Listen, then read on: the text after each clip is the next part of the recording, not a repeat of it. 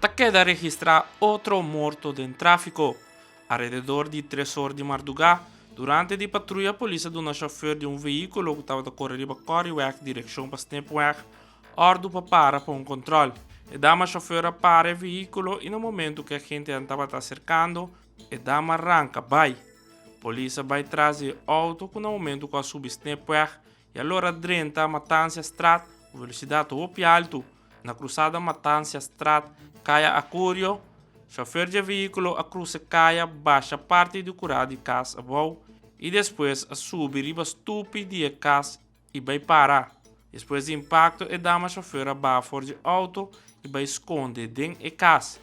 E outro ocupante do auto queda herida de auto. A ambulância transporta o homem ocupante em situação preocupante para poli para por em tratamento médico.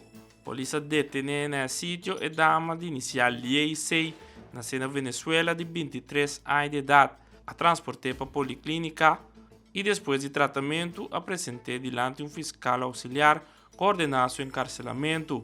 Alrededor de 10 horas de manhã, a central de polícia recebeu informação que o homem ocupante de auto faleceu devido à leção que ela recebeu. Está publicada a identidade da vítima no momento que a identificação oficial toma lugar.